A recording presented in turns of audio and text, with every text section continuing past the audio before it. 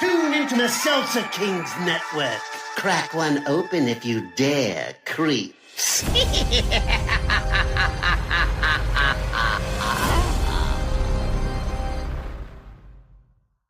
With Amex Platinum, welcome to the Centurion Lounge. You get access to the Centurion Lounge, so the sounds of vacation start before you get there. That's the powerful backing of American Express. Terms apply. Learn more at americanexpress.com/withAmex. After the Earth was used up, we found a new solar system, and hundreds of new Earths were terraformed and colonized. The central planets formed the Alliance and decided all the planets had to join under their rule. There was some disagreement on that point. After the war, many of the independents who had fought and lost drifted to the edges of the system, far from Alliance control. Out here, people struggled to get by with the most basic technologies. A ship would bring you work. A gun would help you keep it. A captain's goal was simple: find a crew, find a job, keep flying.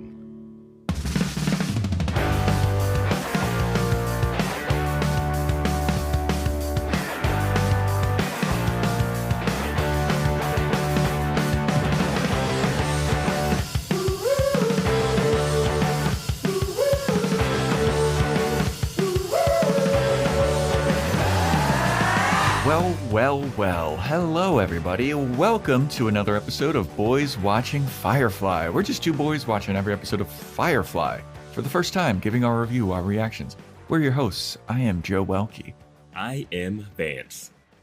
And today we're talking about Season 1, Episode 2, titled The Train Job. Directed by Joss Whedon, written by Joss Whedon and Tim Minear. The original air date was September 20th, 2002 to an audience of 6.2 million people. And before we got a lot of correct, because I just saw the release date of the last episode that we did, and then I saw the release date of this one, and there was quite a bit of confusion going on with us. Well, so this is the release date of this the end of the series? Like, when did this air at the end of all the episodes? Last episode that we did was the last episode to air in the USA in its original run. So strange. Yeah. So we had some confusion. We had known going in, thanks to our Discord followers and listeners and supporters over there, that Firefly was released out of order. Mm-hmm. And that the second episode was released before the first episode, or so we were to believe, or I believed. And right before we recorded the first episode, there was some Discord chatter about whether or not the boys were going to watch the first episode or the first two episodes together. And once I saw that, and then I saw the runtime of the first episode, I was like, oh, I guess they put the two episodes together and combined them. And that is why, and they put them in the right order. You know, that's what I was assuming, because no other episode has a hour 25 runtime. And you could see where the split in this episode is. But apparently, this episode that we're going to review today, The Train Job, was the first to air. And it is noticeable by the intro narration and VO that explains what the world is that does not happen in the first episode that was meant to air, which is the Serenity one that we did last week. Yeah, we get a little bit of that throwing back to the Buffy podcast, a little bit of that. In every generation, there is one Slayer. Like we get a little narration up top about like, this is what the world is. These are who the players are. This is what happened. And now we can get into this show. With Buffy, there was a 2-part premiere also, but I don't know if the 2 parts aired the same time. It wasn't too much confusion with that, but there were 2 episodes. I think that's what it was. It was 2 episodes for Buffy. It was part 1 and part 2. So I was assuming, this same thing with this, part 1 and part 2 with the Serenity. And then they must have aired the part 2 before the part 1. But instead, the whole part 1, part 2 of Serenity was completely just pushed aside. Which is... We'll talk about it as we go through the episode, what works and what doesn't work. But I mean, I'm also looking at the like air dates of all of the episodes, and it is jumbled as fuck, dude. Like, yeah. So this show probably didn't stand a chance. Especially, we also heard, and this could be wrong, that it was released on Fridays. So, it was on Fridays. Yeah, which is always a tricky time for a show like this. Tough. It's always tough. Yeah, that's troubling. Yeah. They probably were like, hey, let's just have the show fail so we can get back to Buffy and Angel. Yeah. Because this was on Fox, I believe. Yeah, that's what I think too. And then he was on, and Buffy was on a different network, and Buffy was on UPN, and Angel's on WB. Now, I don't know if people know the layout of LA and studios, but that's a lot. That's a lot to go between those three studios. And I think every show suffered for it. Whether or not depending on what seasons you like of Buffy, Angel, and this, they could have all used a little more hands-onness. Yeah. I'm looking at some of this other stuff for like the future episodes, and Joss was very much more hands-on with Firefly, it seems like, and left everything else to other showrunners and writers and directors. I mean, he's directing these episodes and writing. I mean, yeah, this is. But I texted Vance this after watching this episode, and was just kind of like, I kind of get why this show got canned. Like, it's the stories are the fun, interesting characters. I think the present, all of this like jumbled mess aside of like the air dates, I feel like the presentation of this show is a little off. Starting again with the music, like the music, it was less grating in this episode to me for whatever reason. But the theme song and the intro credits are horrendous, I feel like. I think it was watching Angel the other night, and I was thinking, you know the style that Angel has where they do those weird zoom in transitions between shots that we were like, this is going to be way too much. Yeah. And now 5 seasons in, I'm like, oh, that's just the show. Like, I don't even, they do that weird, like, just zoom in. And I'm like, okay. Like big drums. Yeah. I think the more you get into Firefly, the more it'll just be part of the thing. For me, I think the next episode of this show, we're going to talk about this episode eventually, but the next episode, I think, will be the real defining one that says, okay, this is what the show is. Because we're basically watching 2 pilots back to back, which is always tough. Yeah. I mean, and like, it's an interesting show. I just think that those, like the scene transitions where it's just like a CGI ship in outer space. And that like somber. It doesn't pass the vibe check right away. Yeah. And like, I'm going to say this and it's going to sound disparaging, but it seems like more disparaging than it seems. I know why the show got canceled.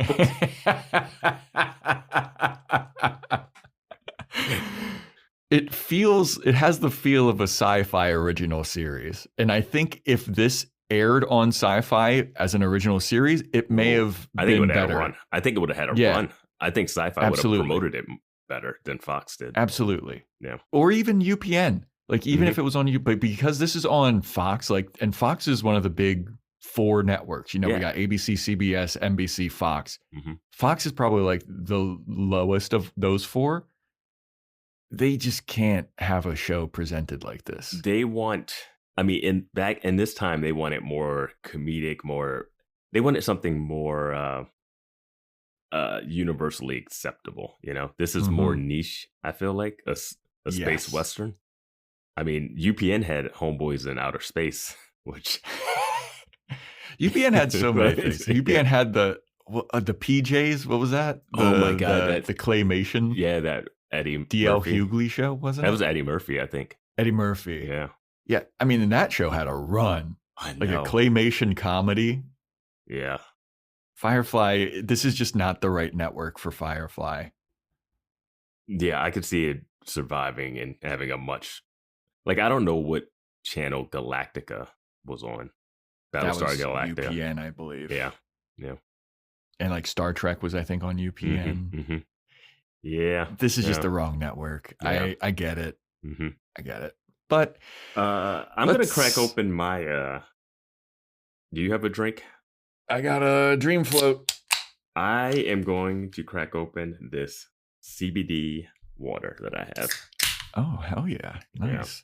Yeah, since Joe's been hoarding all the No. You just drank energy drinks when there was a couple times where I didn't drink energy drinks because I had like a coffee in the morning and I was like, I can't do both. Coward. But I've got a couple. I don't want my heart to explode. Yeah, if you want to supply us with some energy drinks or whatever, that's how we power through these. Also, we have a Patreon, patreon.com/Boys Watching Buffy, where we're doing Boys Watching Angel. You can check that out. Join our Discord and all that good stuff. And if you're just joining us, we have done the Angel pilot on the main feed, so you can hear it here. And I'll say the Angel pilot, 1 hour. They also had a failed one. Johnson pilots don't go well because we also did the unaired Buffy pilot, which you can also hear on this feed. So yeah, pilots, it seems like he has to do do-overs a lot. Yeah, I mean, I'm sure that happens a lot, but that happens a decent amount. But we're talking about the first 3 shows. Yeah, Angel was a short like teaser pilot, but the pilot of Angel is awesome. Probably the best one out of all of them. Yeah, absolutely, 100%. Yeah. But all right, let's get into the train job. So yeah, like this episode we talked about, this episode opens up with a kind of an explanation of the universe of Firefly. They found a new solar system and humans went there, and there was the Alliance is the governing body that took over, and they're kind of like the Empire from Star Wars, and they centralized, and people that didn't support the Alliance, they all kind of vacated to go out to the outer edges of this galaxy and the outer planets, the border planets as they're called throughout this episode. And it's hard out there, and that's why they all have this like primitive technology, and it's like old Western stuff, which is an interesting explanation. One more correction. I had mentioned that Mal fought with the Alliance, but apparently he was fighting against the Alliance. Yeah, we found that out. Which was hard to tell what was going on in the beginning when he's calling in for backup, and I didn't know who they were fighting against. So yeah, they explain it straight up here.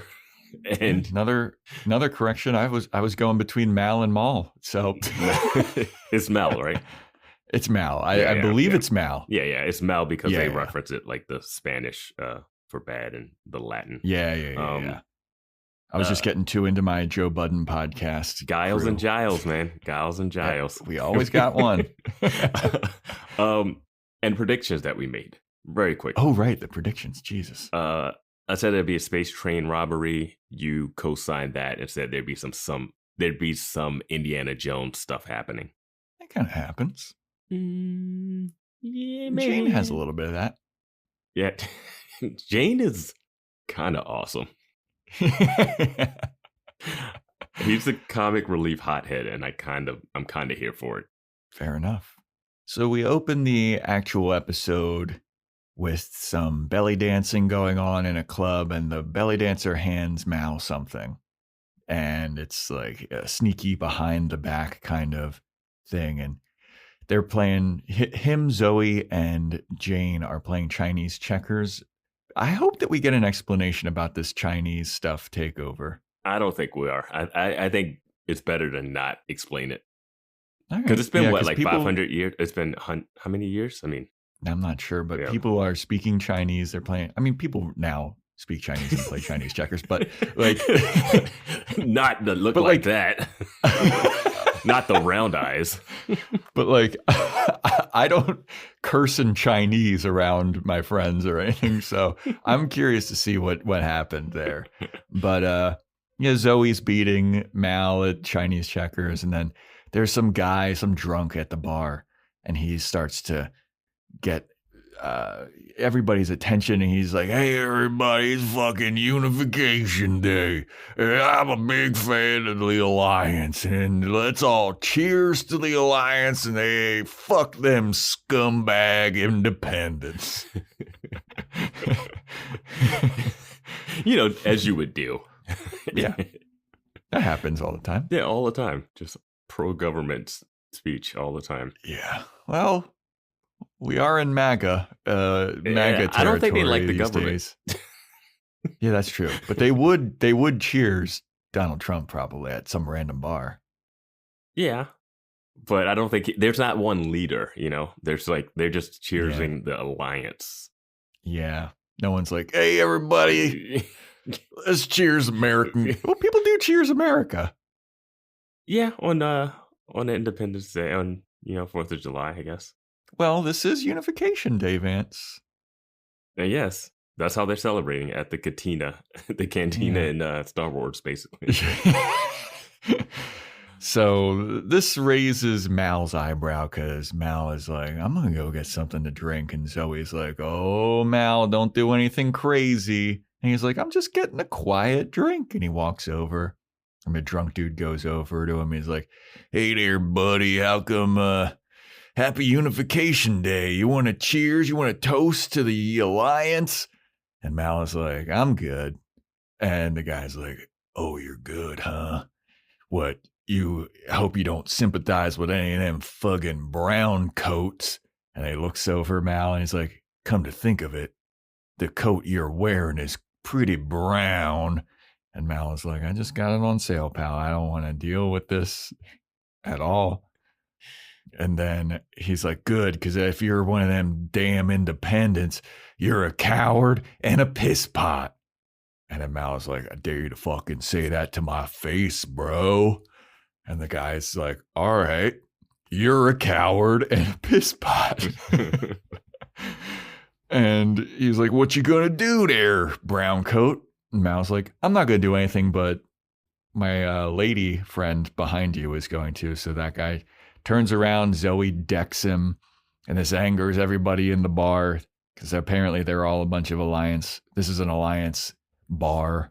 Yeah. And they're all sympathizers with the government, and they all want to beat up Mal and Zoe. Jayne's like, "Hey, I have no part of this. I wasn't in this war." Yeah, I didn't fight in that war. Yeah, and Jayne works for this crowd. He's Xander-esque in a way where you definitely aren't supposed to like him, but he adds a lot of color to this. Definitely. I think my issue with the guy cheersing and being drunk is no one reacts to him the same way. And that's a mislead so that everyone in the bar can stand up later. And that's the confusion not the confusion, but that's the little cheat that they do. Because if he says because that, after they fight, then everybody in the bar is like, "You talking shit about the Alliance?" It's like, where the fuck? How come you guys weren't cheersing on? Yeah, when this guy walked in, no one was like, "Yeah." No one did round of shots, and no one was around that guy. He seemed like a crazy drunk in the wrong bar, pro-Alliance. Yeah. Also, why would you wear the brown coat if you're a smuggler? And that's what the brown coats are known as. It's I understand the look, but it's a dead giveaway now. Yeah. I know it's a major thing with this show, but yeah, you don't wear the badge of a criminal. So a giant brawl breaks out, and Mal gets chucked out the window, DJ Jazzy Jeff style. Hologram bar window, because that was pretty cool. Kind of future. All the paper stuff has digital overlays on it. Yeah. They love chucking people out of stuff. Last episode, they chucked that guy's body out. This episode, they throw Mal out the window, and everyone starts brawling. And then the one original drunk guy pulls a gun on Mal and all of them. Mm-hmm. And Mal is like, whoa, buddy. I didn't know you had guns. I thought we were just throwing fists here. And the guy's like, "Well, I believe in the Second Amendment under the Alliance." And so Mal calls out to the Serenity, and the Serenity appears just in time to save Mal, Zoe, and Jayne. And Jayne has gotten in on the brouhaha. just because it seems like he likes to throw hands. There's something off about this fight scene. It's real clunky to me. I mean, that's probably why it got canceled anyway.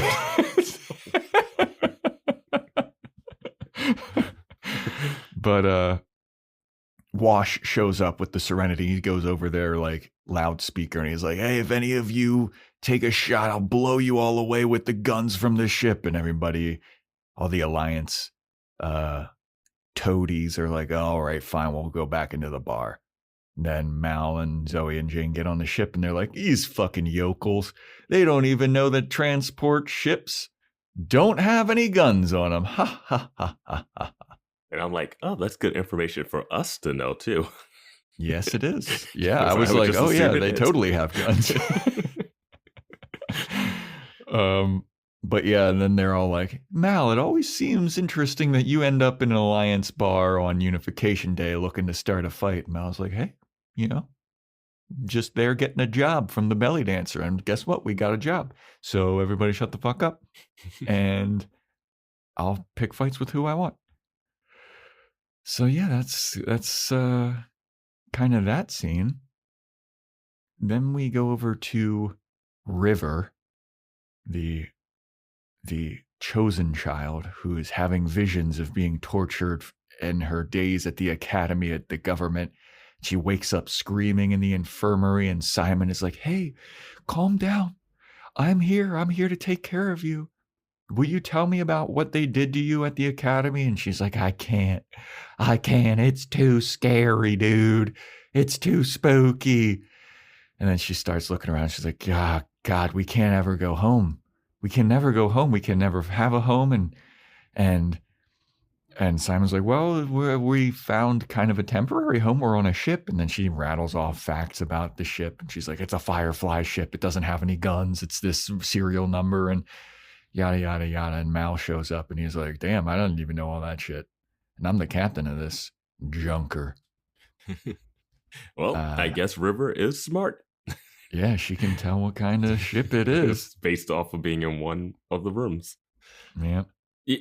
This is the thing when you don't have the first episode, is that River doesn't seem... It's hard to jump into this lady, this girl that's on the table and having this stuff. You're like, who? What? Yeah. Like, and they don't... Yeah. This scene doesn't adequately set it up of who she is and what's going on. Yeah. And I feel like this whole episode kind of doesn't. Like, it was laid out pretty obviously a lot better in the first Serenity episode, but this train job one, it's kind of like we don't get the full story like we did before. Yeah. Crazy. But Mal is injured and Simon's worried that, like, hey, you guys are starting to fight with Alliance sympathizers. Did anybody, I'm worried that this might bring attention to us because, we are all criminals on the run. What are you fucking thinking? Wearing a brown coat around. Got my sister that I stole from the government on here, and you're a criminal too. What are you fucking thinking, dude? And then Mal is like, don't worry about it. And then he leaves, and then River just kind of says to herself, Mal is bad in Latin. It's like, okay, a little misdirect. No, yeah, that's what it means in Latin. But it's like, right. She starts off with being like, Mal is bad. Like, is he a bad guy? Yeah. But in Latin, yeah. It's writery. Yeah.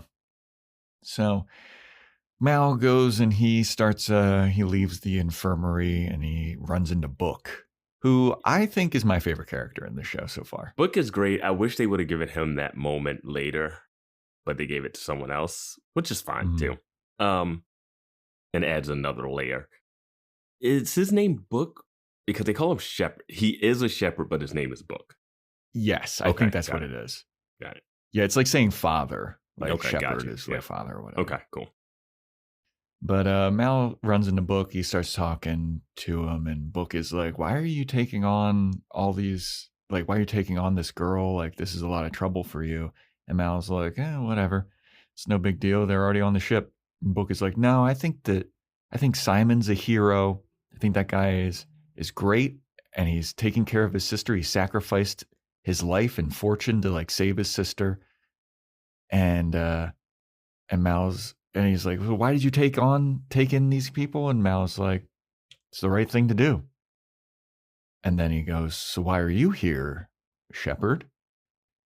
And he's like, I just kind of wandered on here. A pretty lady with a rainbow umbrella told me to get on. There's enough heathens on here, and it's about like him seemingly going to try to get Mal to be now a man of God, but he's like, I'm not a man of God. Yeah.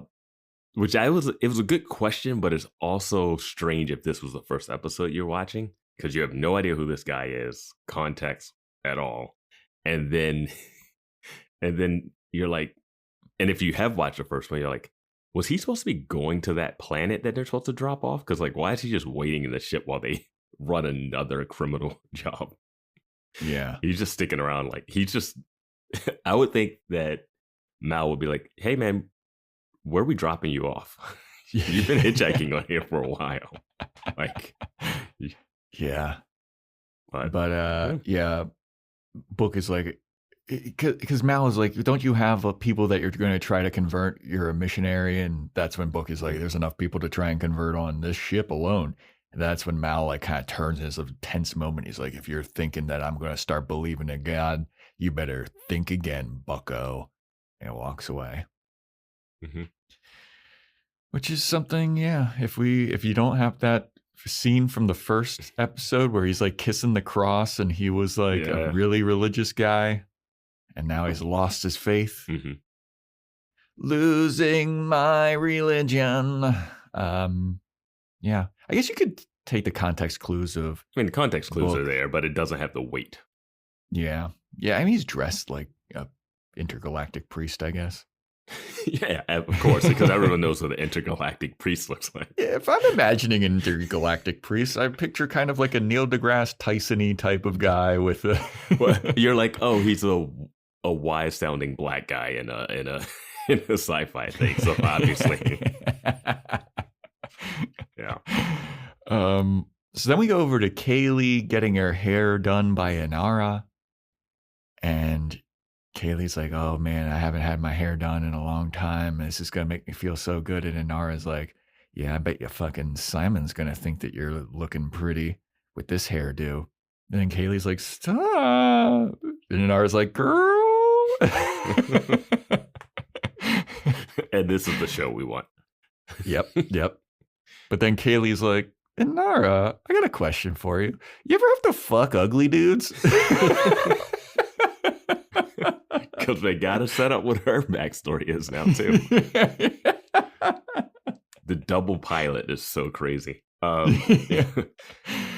But then Inara's like, oh, I don't really, appearance doesn't matter. It's all about energy, dude. And if they got a good aura, man, they got good spirit, dude. I'll fuck them.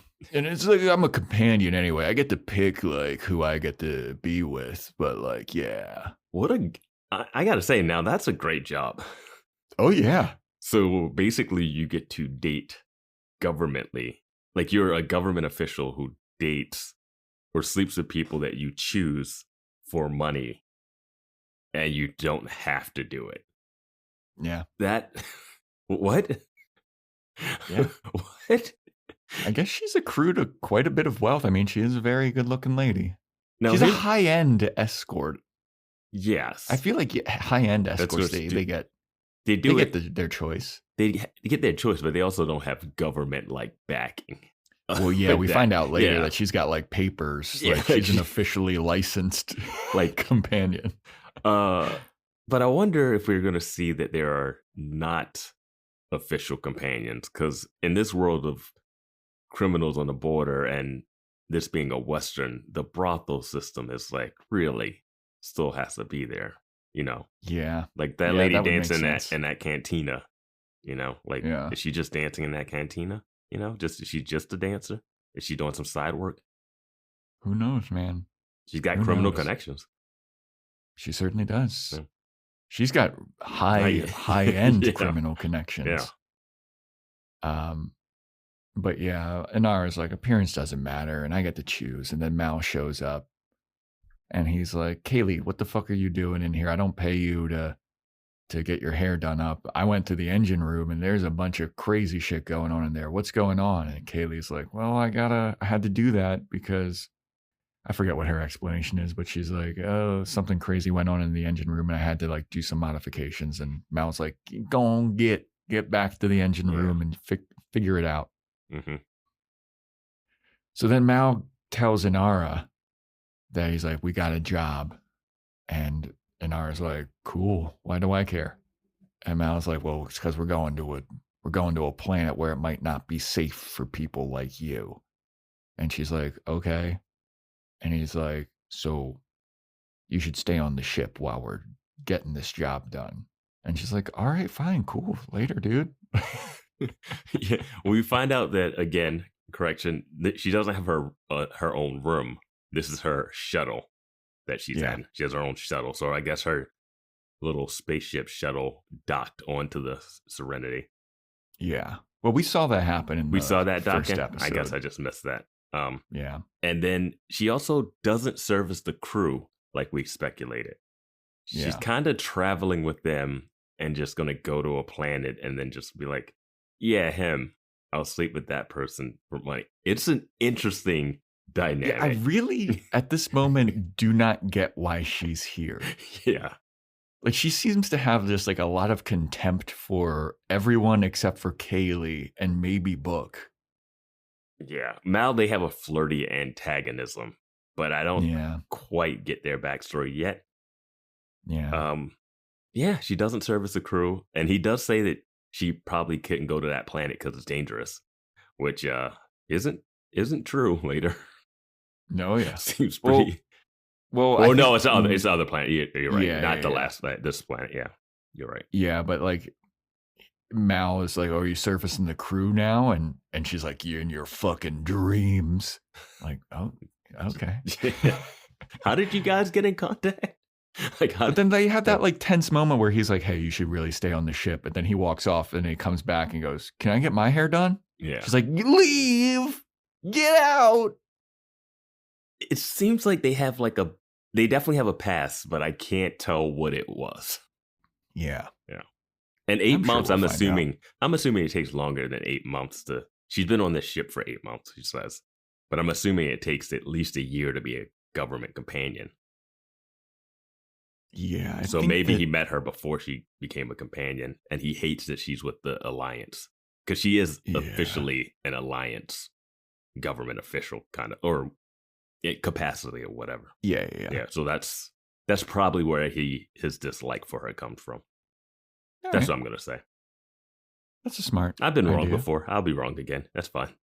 I also think that she might be lying to Book when she says, like, I've known him for 8 months or whatever. Oh, she said she's been on the ship. I've been on the ship. She's been on the ship. You think she's lying about that? Why?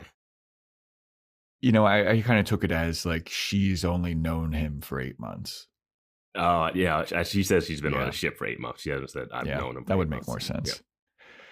So Mal, Zoe, and Jayne, they land and they get off at this like sky station thing, and they meet this man named Niska, who is an old European accented man, and he's the person that they're getting the job from. He's got like a muscle head bouncery type guy named Crow, and he's like, hey buddy, I got a job for you. It's a train job. You ever do a train job?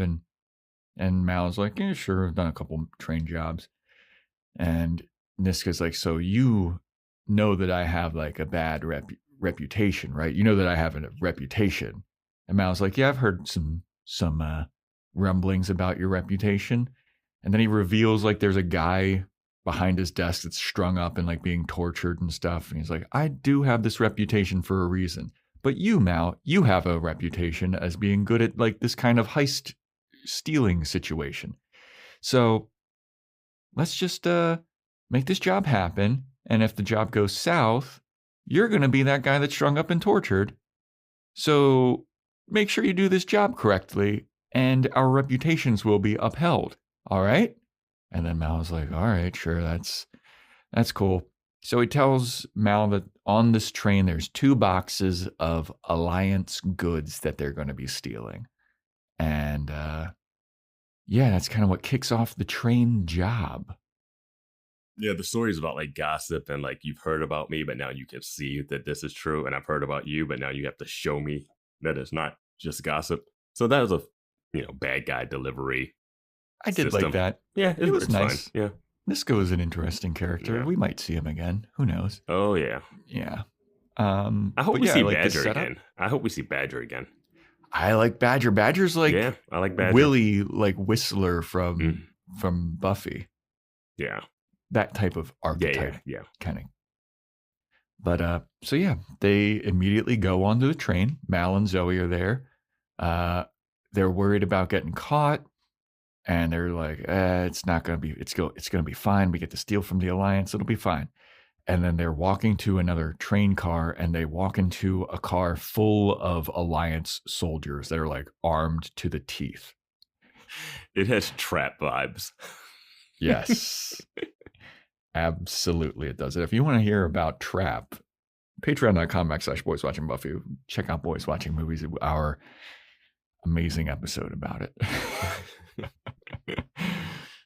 So yeah, they stumble into a room full of Alliance soldiers. And then we go back to on the Serenity, and Book is there. He's hanging out, and Inara walks in, and this is where they had that conversation where Book is like, I feel kind of useless. I don't know if they're gonna make it back in time or if they're gonna do this job correctly. And Inara's like, don't worry, Mal knows what he's doing. And this is where she says that she's been on the ship for 8 months.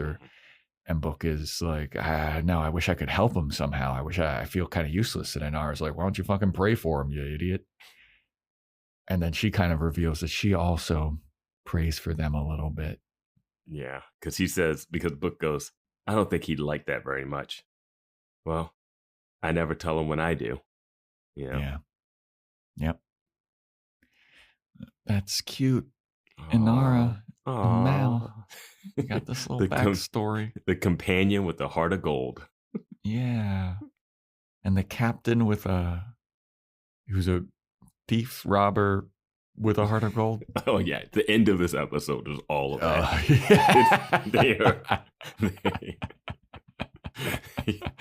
They go hard with that. Yeah. So Mal and Zoe, they walk past this train car full of soldiers, and now Zoe's like really pissing her pants. She's like, dude, we just walked through. There's a whole fucking car full of soldiers. Like that's suspicious. I don't know what we're stealing, but like this is crazy. Mal's like, I'm not worried at all. In fact, this makes it even fucking sweeter because now we can steal all these goods from right under these Alliance scum's noses, and that'll make it doubly as fucking fun. I would do this job for free if I could. And then Zoe's like, so why don't you give me your cash? And he's like, I was just, that was hyperbole. We need that money on the ship to buy things that we live in a little community. I love when space, they always want money for stuff, but they all just live in the same ship in the same quarters. And it's like, what do you stop off and you're going to buy some food and beer at a place? It's always like whenever they do get money, they just buy a bunch of beer and like get drunk at a bar. Yeah. It's like, didn't you say that the ship is like falling apart? But all the money goes towards the ship and then whatever's on the ship. It's not like you're like, you know what, I'm going to buy my own ship or I'm going to buy a house somewhere. They just do money to fix the ship. It's a cyclical process, Yeah. They live heist to heist. So then we go back onto the ship and Kaylee's there and Simon shows up and he's like, what's going on? What are you doing? And she's like, well, we're in the middle of a train heist. Mal and Zoe are on the train. I'm going to lower Jayne down through this little rigging point. He's going to bust open the top and we're going to pull up whatever we're stealing. And then bada bing, bada boom. That's the train heist. And Simon's like, oh, is there any way I can help? And she's like, nah. And Jayne shows up and he's like, why don't you fucking hang out with your goofy ass sister?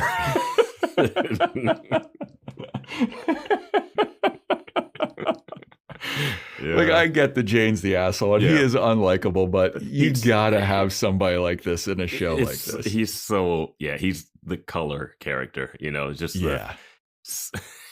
when he puts on the hat with the little ear flaps. They know what they're doing. Yeah. And so they like hook Jayne up, and he's lowered onto the train, and Jayne also kind of hints to Simon, like, why do you think Mal still has you guys on their ship? He's got another card that he's about to play. Like, he doesn't give a fuck about you or your sister. He's going to sell you guys out for money. And this is like sowing the seeds of discontent for Simon and River, I guess. Well, River's on the top railing, and she's overhearing Jayne speak this hypothetical about the captain, which we know he'd never do that. He's got a heart of gold. Mal would never do that. I do love that Kaylee just tells Simon the whole story of what they're doing. Just no tact. She's just smiling and just like, oh, we're robbing a train. Yeah. Yeah, dude, it also is like this train job is happening so fast. I do think that's my big issue with this episode, is the train job itself isn't great. And should be the whole episode, and should be more complicated. Yeah, I thought that there was going to be more, monkey wrenches thrown into the plan on the train. Yeah, like hiding, going in between cars. Like, I don't know. I've seen so many things like that where the conductor's going around and you're pretending, and then you have to get by, and then there's a nosy passenger that's on there, and then there's another passenger that's also trying to steal it, and then it's just like, oh yeah, this is a fun heist. Yeah. Like the movie Bullet Train, which I haven't seen. Bullet Train's fun. Bullet Train's fun. I heard it's really good. Yeah, that's one. That's a good example. Yeah. But yeah, like somebody walks by, like Zoe and Mal, they have like a briefcase that like just automatically pops open, and some kind of incriminating thing comes out of their luggage, and then it's like looking around. It's like, oh. And then Nathan Fillion makes like a funny Nathan Fillion-esque joke, Yeah. Yeah. Yeah. But instead, Jayne just gets lowered down. They bust off the roof of this train car. Mal and Zoe go into the room with the Alliance goods, and Zoe sets up like a smoke grenade. So if anybody shows up and opens the door, the smoke grenade goes off. It's too easy to get in there. They literally walk past soldiers and then go. And the soldiers don't go, where are you going? They're like, oh no, we're going into the cargo bay. The cargo train. Well, they did have to input a beep, boop, beep number code. Why are you walking towards it? Yeah, yeah. One of the Alliance people should have been like, "There's nothing for you. There's nothing back there. It's restricted access or something." Wait, that's not the food car? That's not the. And then they go, "Oh, I'm sorry." They go back, and then they start crawling around the outside of the train. Yeah, something. I don't know. It's just, I get it, budget wise, and having to crank this episode out or whatever they had to do. But Jayne jumps on top of this train car, and this alerts one of the Alliance soldiers. He's like, I just heard a big loud thud banging. The one I can hear. I'm going to be the only one to go investigate. Did you guys hear that? He doesn't even say that classic line. Did you guys hear that? No. He just goes, I heard it. I'm going. Yep. So he walks back towards them. The Firefly people, they hook the Alliance goods. They start pulling it up. The Alliance soldier shows up just in time to see them pulling off the heist. The smoke bomb goes off, and then he just starts firing. Yeah. So our main characters die. Yeah. And that's why it got canceled. He just starts blindly shooting stormtrooper style, hitting no one. He does hit Jayne. Oh yeah, he does. He does in the leg. Shoot him in the leg. Yeah. But yeah, then Mal just beats up the soldier. And then Serenity pulls up the goods, stranding Mal and Zoe onto the train. Yeah. They were supposed to go up with Jayne. That pulley system is so slow. Oh yeah. I was like, you don't even have to do the pulley system. You just have to just fly the ship up.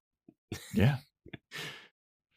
I was also just like, they kept showing the ship flying like directly above the train. And I was like, nobody's suspicious of this. Yeah. Like, I would assume that a spaceship is pretty loud. I don't know. We saw it in the earlier scene where it pops up behind them and everyone sees shock.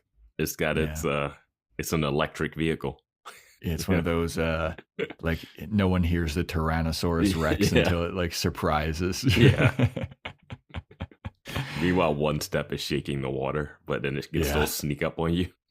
Can sneak up on the raptors at the end of the movie. Whatever. How did it get in that building? How did that Tyrannosaurus Rex get into that building? We'll nitpick the things we like to. Favorite movie of all time. But how the fuck did that happen? Anyway. So yeah, Mal beats up the soldier. He and Zoe are stranded on this train now. And then they go into another train car and just throw smoke bombs in there. I don't know what that was about. You would think the gunfire would just be like, okay, everyone turn. Let's figure out this. There was open fire. And then they just get on a train car, open another door, throw smoke grenades. Everyone's confused. And then they just duck off to the side. Yeah.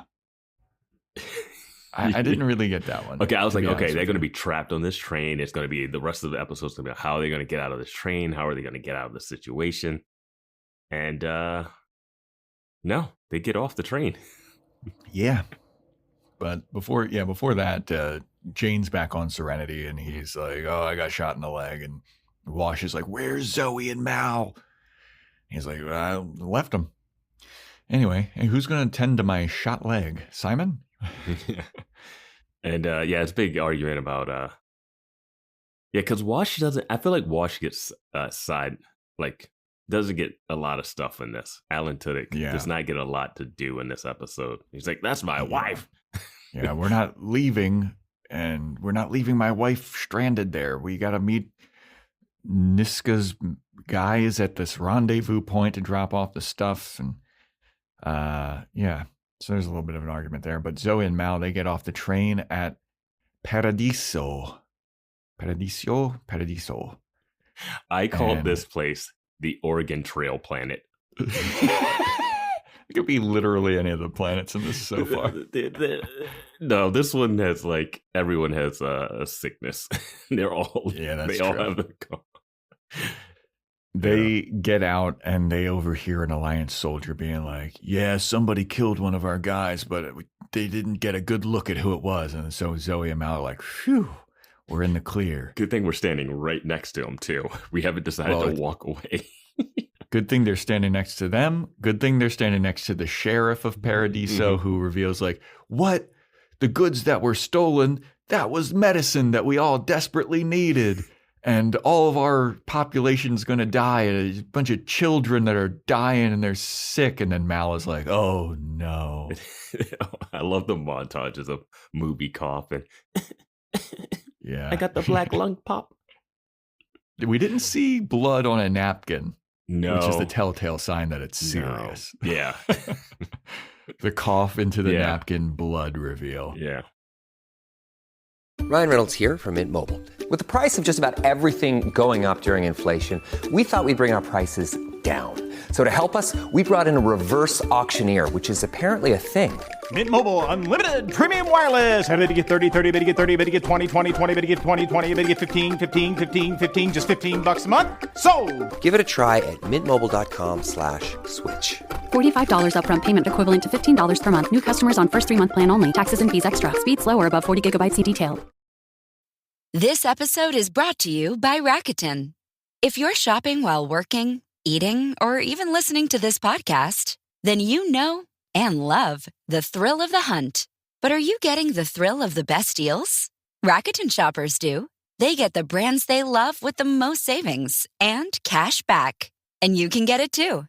Start getting cash back at your favorite stores like Samsung, Expedia, and Sephora.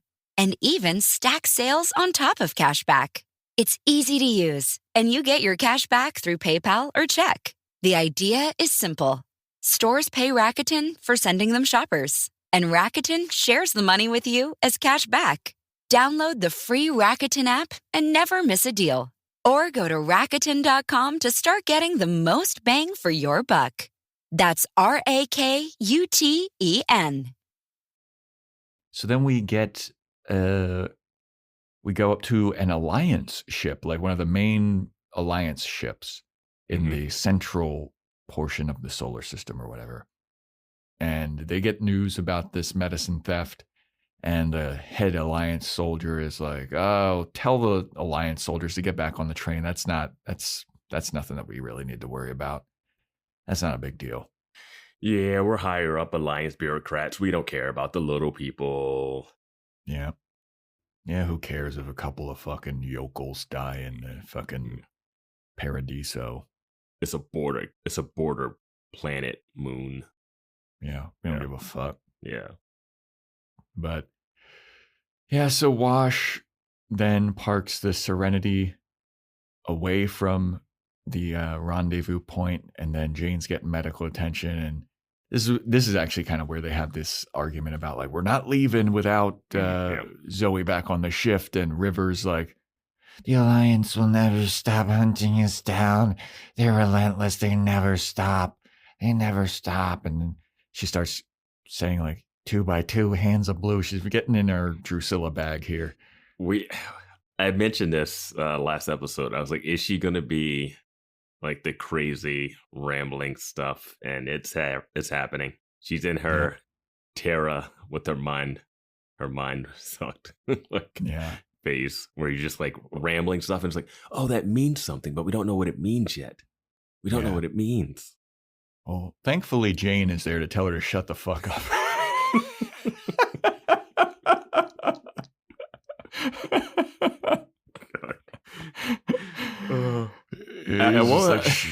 Tell your fucking crazy sister to shut the fuck up. At one point I wrote, "Oh, Jayne's not as much of a hothead in this as he was last episode," but it just starts to build up slower. It's just like he doesn't start out as hot. Yeah. Yeah. But Book shows up and he's like, "Wait, so you're doing this job for Niska? I know Niska, and that guy's got a real bad reputation, or he knows of Niska."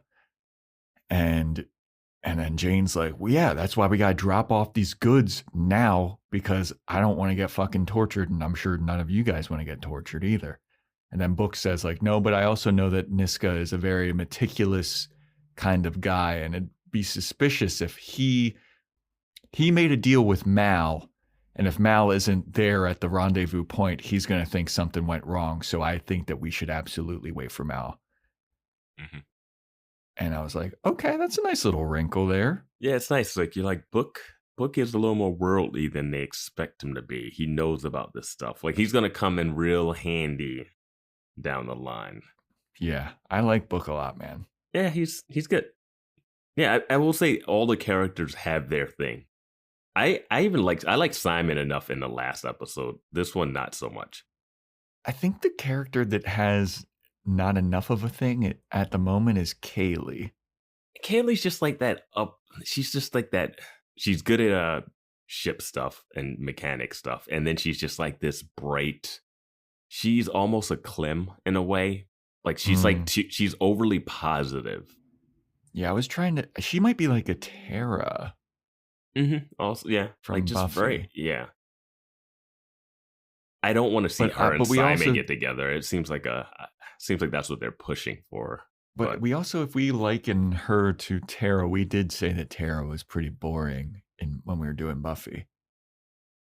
You were more in the boring than I was on the boring, but she was just Willow's girlfriend for most of it. They didn't give her a lot to do at times. Right now, Kaylee's kind of she it's episode 2. She's got some room to grow. I find her to be the least interesting character at the moment. I found her more interesting in the last episode because it was just like the contrast of seeing, because Mal was so unlikable in the beginning of the last episode, and then she's just like, okay, whatever. Yeah. She's a like whatever person. Yeah, she's down for anything. Yeah. Zoe's interesting because she's got this follower but badassery. And we didn't talk about Gina Torres much last episode, but yeah. Yeah, I mean, I feel like they're also not really giving her much, but I kind of get what her character is. I'm waiting for Alan Tudyk to have a little more than, she's my wife. Yeah. Yeah. Or you get my wife in trouble? We're not leaving my wife. Yeah. It's like, okay, yeah, we get it. We get it. You take control of the ship. I want to fuck my wife. Yeah. Like, we get it, guy. We get it. You're in a committed relationship. You're in a committed relationship. We get it. Yeah. So speaking of Mal and Zoe, we go back to them and they're looking around at this town and they see all these sick people and they're like, oh man, this is bad news. But we got to pretend to be married. So when people start questioning us, that's our backstory. You're my wife. And Zoe's like, what? And then the local sheriff shows up and he's like, what the hell are y'all doing here in Paradiso? And they're like, we're looking for work, man. It's tough. And then they get information about how, like, all the people in this town have a degenerative bone and muscle disease called, what's it called? Boden's. Yeah, Boden's disease. Yeah. And they're like, oh, Boden's malady. That's what I knew it was like malady because I was like, that's such an old-timey Western. Yeah. We tried all the snake oils and got some ethers, elixirs. Yeah. But they're like, how is everybody getting this Boden's malady? And the sheriff explains, like, well, it's a mining town and the air down in the mining shafts that's causing it. But that's the only kind of jobs we got here. Well, he says that every planet that was terraformed for life has some sort of ailments. Like, so every planet, because I guess, so in the beginning, they talk about how every Earth is bad because blah, blah, blah. And everyone got on 1 million ships and spread across the galaxy somehow. And we took over a bunch of moons and then terraformed them so that they could like sustain life. So that's nice to know that scientifically they can breathe on every planet because it's been terraformed for human life. And I don't think we're going to get aliens because I don't think Joss Whedon likes aliens after his experience with writing an alien movie. They make fun of it in Angel. They make fun of alien stuff in Buffy. Don't they? There's like an episode of Buffy where there is a demon from outer space, but they refuse to acknowledge it's an alien. It's a demon that we see land into the atmosphere, but they don't say that it's an alien. It said it was like summoned or something. So they have never had aliens in that. So I don't know if we're going to get like aliens. I think it's all going to be like people here. But yeah, they terraform the planets and every planet has some ailments and this one's got the Boden's malady. Yeah. But they need Pescaline to treat this malady and the local sheriff is like, yeah, but the Alliance, they don't really give a fuck because we're a border planet and they don't care. We're just too far out for them to care. And he starts to get a little suspicious of Mal's story of why they're there looking for work. Because Mal told him, he's like, yeah, my uncle told me that this guy, Joey Blogs, said that there was work here. And then the sheriff is like, it's interesting that your uncle wouldn't fill you in on this Boden's malady. And he's like, oh yeah, I guess he didn't. He's like, it also is interesting that he didn't tell you that Joey Blogs killed himself. And Mal looks up at him and he's like, so does that mean his job is open? I was like, that's perfect. It is. Yeah. That was a very good line. Mm-hmm. I like that a lot. I love the sheriff lights a cigarette too and then gives it to the guy that's behind bars. I like that little bit of blocking for him while he's monologuing a bit. Whoever played the sheriff too, he looks really familiar. He's been in some stuff. He looks like he would be like the coach in a high school football movie or something. He is, let me look it up while you talk about some stuff. But yeah, I really enjoyed it. I feel like that, as opposed to the last episode when they had Mal pull that prank on Simon. The prank's where he not made great. Him think, yeah. Where he made him think that Haley died. I feel like that humor was very out of place. But this humor where Mal is like, oh, so does that mean his job is open? Because I'm just looking for work. Mm-hmm. Like, I thought that was a perfect bit of humor. It fits Mal's character. He's like caught in the lie and he's still trying to deflect, but it's also kind of like I know you know I'm bullshitting. Yeah. but I'm going to keep riding this out for as long as I can. That actor's name is Greg Henry. He is the grandfather in Guardians of the Galaxy. Oh, no way. He's in Slither. That's where I recognize him from. And he's been in the Scandal. James Gunn movie. Yeah. Hence why he's in Guardians of the Galaxy also. Yeah. And Scandal. He was in Scandal.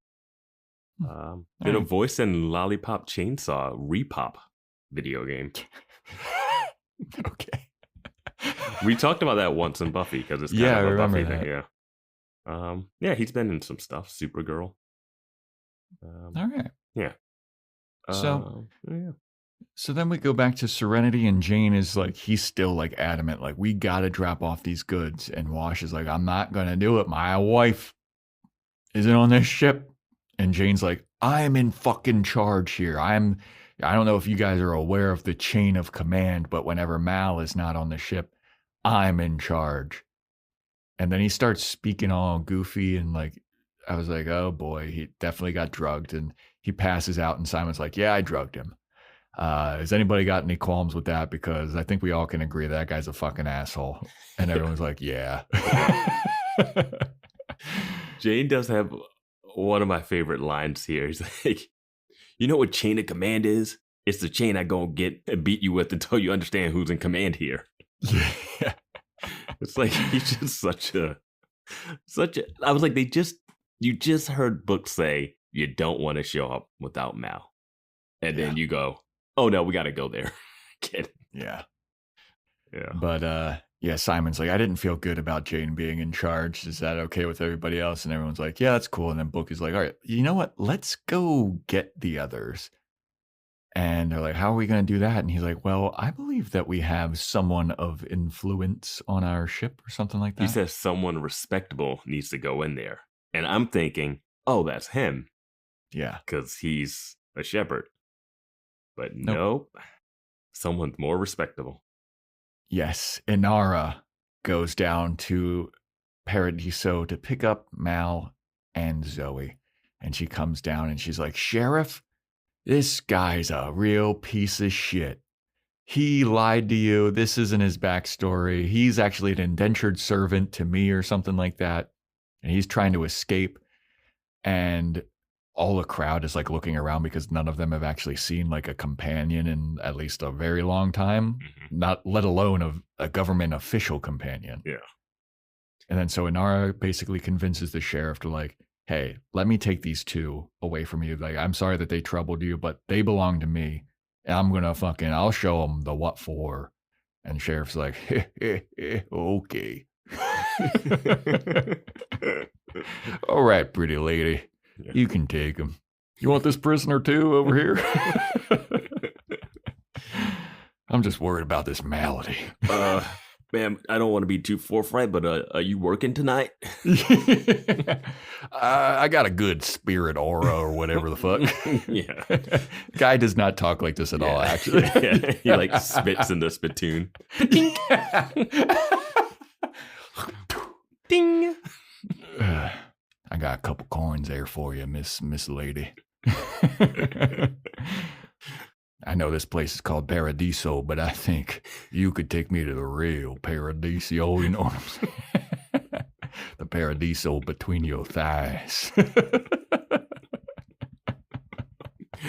You have bad aura, I'm leaving.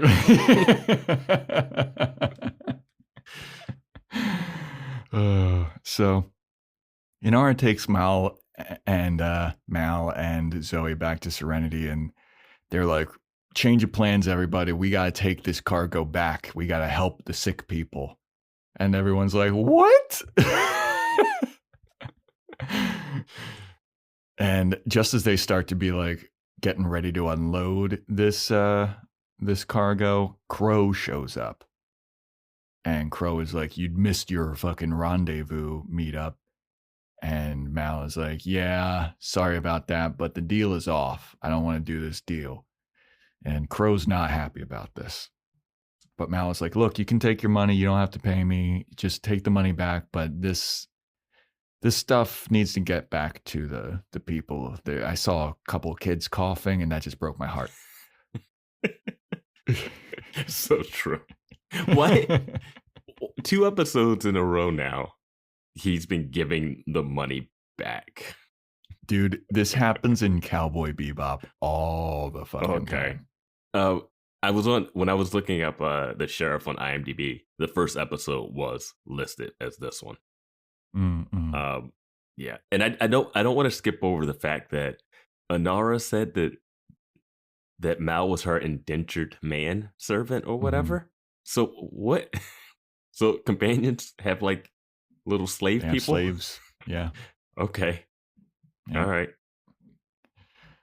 But yeah, Crow's unhappy about the deal being off, and he's like, "Oh, Niska's not gonna like that, and I'm not letting you out of this because we had a deal."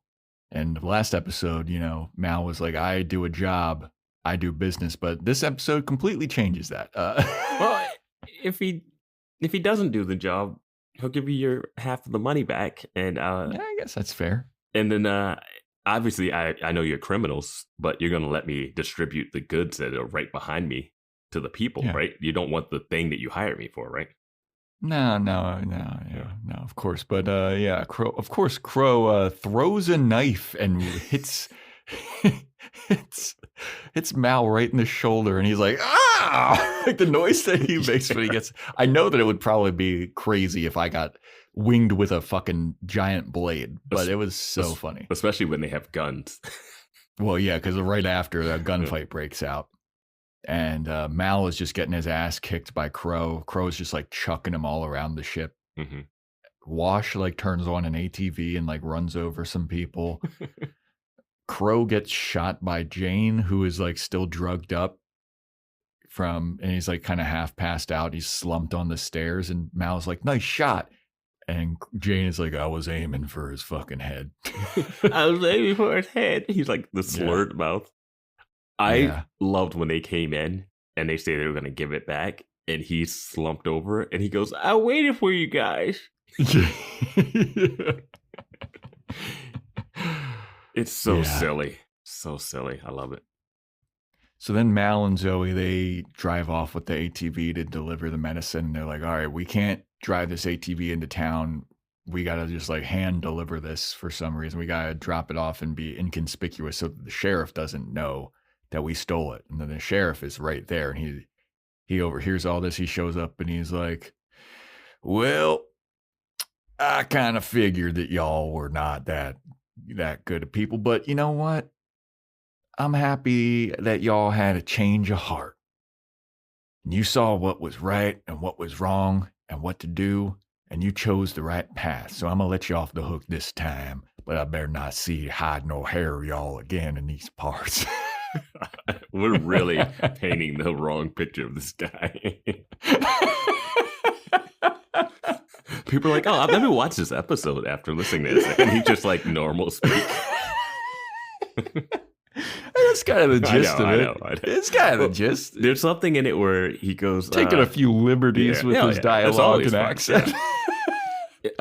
There is something in the speech about like, you know, a man has a choice. And then Mal goes, there wasn't any choice or something. Just like he was always going to have to give that back. He didn't have a choice between keeping it or not keeping it. And it's just like moral high ground. Mm-hmm. I'm a good man. Yeah. I wouldn't do that to you, Sheriff. I work with murderers and I steal stuff without asking. And then if I find out that the thing I stole belongs to sick kids, I'll give it back. I mean, what could he have stolen that he would have been okay with? I don't know. Last episode, they stole a bunch of food. Yeah. Like, I was trying to think, like, if it's weapons, like, those are definitely going to be used to kill a bunch of other people that Niska is like, what would he have been okay with stealing? I would be more okay with, like, it's a little heavy-handed, sick kids. He gives the thing back. It's like, okay, Mal's a good guy. I think the first episode does a better job of showing his weird little gray area of like a good guy, but not like, they go a little hard with his whole crew not liking him in the first episode. And the first episode we're calling the first episode we did, not what people saw. But yeah, there was more of a like, oh, okay. there's a soft spot in there. This one is like, he's all soft spot. Don't worry about it. Yeah. Yeah. So they return the medicine. They're off the hook. The sheriff is all like, hey, you're eye to eye. You're a good man now. So Mal has Crow tied up, and he's given a speech to Crow. He's like, look, we're not thieves. Well, I mean, I guess technically we are thieves, but I'm going to give you the money back that Niska gave us to do this job because we didn't do the job. So you're going to go back and you're going to tell Niska, job's off. Here's his money. No harm, no foul. And Crow is like, I don't think so, buddy. I am going to fucking hunt you down throughout the entire galaxy. And then Mal goes, oh, that sucks. How about a boot to the chest and then you fly into our like fucking ship's engine and just burn up into the atmosphere? Yes. That was incredible. That's exactly what you do in that situation. Yeah. And then so the next crony of Niska's shows up and Mal starts giving him the exact same speech. And he's like, look, we're not thieves. So I'm going to give you this money to give back to Niska. And then this crony is like, yeah, no, totally. Read it loud and clear. I'll do exactly what you say. Yeah. That was so good. This whole scene was great. So yes, good. That's the humor that I feel like works. Like that's perfect humor for this. Perfect humor, perfect characterization. I love Nathan Fillion being like, we're not thieves. Well, we are thieves. Yeah. Yeah. Great. Just all of that's good. Great. Yep. Great stuff. Great stuff. Thanks for sticking around for an hour. Great stuff. Yeah. We kind of like the show.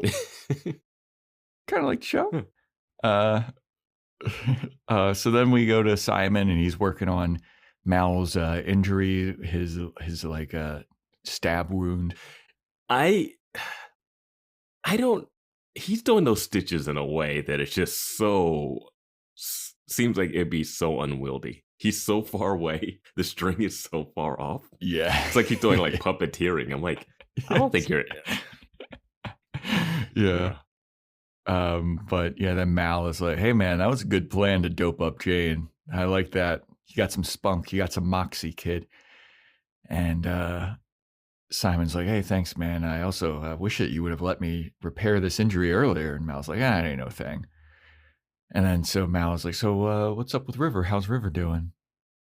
And then Simon starts talking. He's like, dude, sometimes she is cogent and she's here with us and she's talking like, you know, how my sister used to be. And then other times she starts fucking talking a bunch of goddamn nonsense. And I don't know what the government did to her, but I got to figure it out because she won't tell me what the government did to her. And if she doesn't tell me, then I can't help her really. So I'm at this catch-22. Then we pan out from Simon talking about this to we go over to River in her bedroom and she's just sitting there freaking out, repeating the whole 2x2 hands of blue thing all over and over again. Yeah. And so then we go to an Alliance ship and they're like, an even higher up Alliance guy is there. And you can tell because he's got the hands of blue. I just put that together now. I did not even pay attention to his hands because I was like, all right. The feds kind of show up to that higher up Alliance ship before and they're like, hey, you know that thing that you got a message about, but actually don't know any information of? Here's a picture of a person we're looking for, and it's River. And we're like, yeah, we know they're looking for River. It's one of those, we need this here at the end to say they're after her, but it sucks because they already had like a person after her in the last episode. But this one isn't, like we hear it, like knowing that people are after her it seems a little anticlimactic for the finish that they want for this. Yeah. Well, I guess it is kind of like revealing because like the guy showed up, he's got blue gloves on. And like the one Alliance guy is like, oh, fucking sorry, that medicine. The guy's like, I don't give a fuck about that medicine. This is the real job that we need to get under our thumb again. Well, River earlier when she starts her ramblings when they hear about stealing from the Alliance, that stuff. She goes, they'll never stop chasing. They'll never stop. They're always going to be coming. I was like, all right, yeah, I can buy it. Yeah. It sucks because I think if they never wanted to air the first 2 episodes, the first one parter, or the Serenity episode, the first hour and a half long movie. Which, yeah. So if they didn't want to air that, this episode could have been them doing a job, running into Simon, taking him as a hostage, and the package that they need to deliver turns out to be River. And then you don't turn River in, and now River's your new transport. And that's like a simple way to have that pilot. Like, we see what he goes for, because then it's not as heavy-handed. Like turning over a girl who's worth a lot of money and that you don't know, and him being like, I can't do that. That's like a moral thing.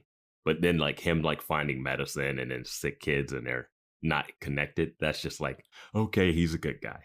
But seeing him be like, hey, you could turn in River for a ton of money and you decide not to, then Jayne's pissed off. It's kind of, that's like the beginning of a thing too. And that way you could end with River, because River seems like an afterthought in this episode. Yeah. And if this is the first one, you're like, why is she there? Who did we? Yeah. Yeah. But, I mean, it's just a issue with the way they had to do it. The network wanted them to do a different pilot. So, yeah. Yeah. But that's the episode. You got anything else to say about the train job, Vance? I wish there was more train job in the train job. Yeah. Yeah, me too. I mean, maybe just a little bit more obstacles for them to overcome. It was so easy. They honestly didn't even need to be on. The only reason they needed to be on the train was so that they could, like, I don't know. Didn't they just like push the ceiling out on the train? Yeah. It wasn't even like bolted in and they needed tools. They were just like, well, they did unscrew the, yeah. Yeah. But I mean, it was like, it's a train that's traveling that fast. It can't, the top coming off of that thing would be insane. Well, I don't know why Zoe and Mal had to be there. So they could pretend to be a married couple and he could say, I love you. And she's like, what? Yeah. Yeah, it's just a couple more obstacles on the train would have been nice. Yeah, that would have been nice. Yeah. But overall, I thought this was a pretty decent episode. Get some good Jayne stuff. Being a goof, hothead, idiot.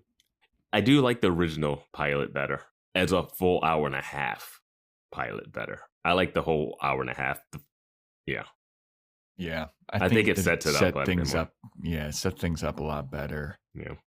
But it's a good fun episode. Next one is titled Bushwhacked. I think they're going to meet a really primitive, like, people that terraformed a planet that are not as civilized as they are. Like some cave people. Just people living off the land more than living in buildings and stuff. That's what I'm going to say. Okay. The only thing I know about the term what does bushwhacked mean? I know the bushwhackers from wrestling. I'm thinking of the movie with Daniel Stern, and he's like a guy who gets trapped in the woods or something. I don't even know what to predict for bushwhacked. Yikes. Predict a Jayne line. What is Jayne going to do this episode? What's Jayne going to do in this one? Jayne. You Tarzan me, Jayne? What is it? You robot me, Jayne? Jayne is an interesting character because he's going to turn into a guy that I like end up rooting for, like how Wesley used to be in Buffy. Like he was just like a goofball idiot.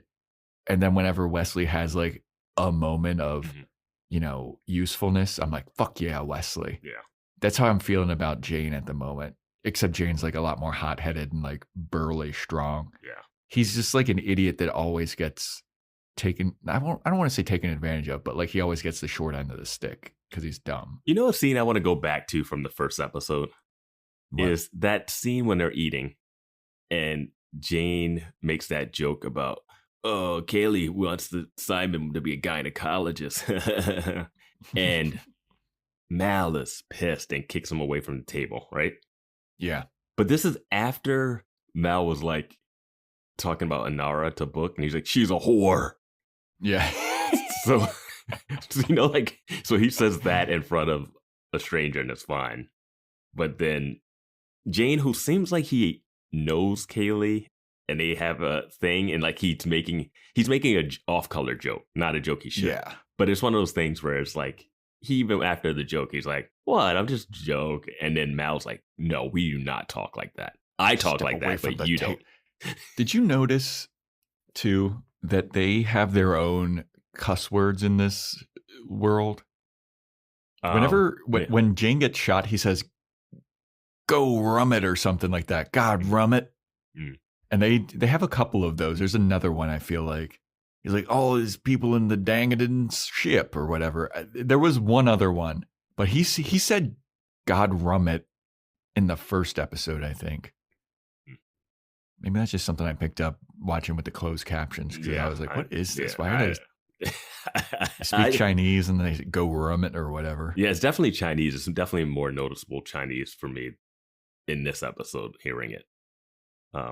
Yeah, I'm sure that there's people that like deciphered what they're saying in Chinese too. You mean just translated it? Deciphered? Yeah. They decoded it.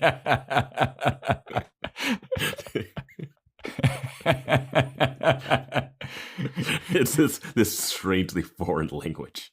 Decipher can mean translate. Yes, it can. Yeah, I'm learning how to decipher Spanish right now. I'm a decipherer for the government. Yeah. All right, you got to make your Jayne prediction. Yeah, Jayne is gonna get knocked out. He's like he's a Wesley. He's gonna get knocked out by one of these bushwhackers. Okay. He's gonna get taken hostage. There you go. Jayne's gonna get taken hostage by these primitive people, and I'm hoping because they're the only people more caveman like than he is. Yeah, and I'm hoping. Oh, they might like worship that guy now. Jayne might be the king of this place. And I'm hoping that they park the ship so Wash can be a part of the show. Yeah. Well, that's a wrap, everybody, for the train job. Thanks for listening. Hop on our Discord. Let us know what you thought about the episode. Join our Patreon, patreon.com/Boys Watching Buffy, where we do Boys Watching Angel, Boys Watching Movies. We also have an Instagram at Boys Watching Buffy. You can find our updates there. We have a TikTok now at Boys Watching Buffy. We do. We're on that Gen Z shit. We're a couple of Gen Alphas. Posting on that talk, baby. This is when TikTok starts to become lame, like Facebook did when your mom started joining. Yeah. You know it's over. They like, oh yeah, I'm off of this now. Yeah. Follow us on TikTok if you've got it. Email in at boyswatchingbuffy@gmail.com if you want to get a shout out. We didn't have any shout outs at the top of this episode, but if you want to get a shout out, do an Apple Podcast 5-star rating and review, or do a 5-star rating on Spotify. Take a screenshot of it, send it in to us, and we will give you a shout out. Check out the Amazon wish list. We've got merch. And that's a wrap. Thanks for listening, and stay tuned next time for when we talk about Bushwhacked.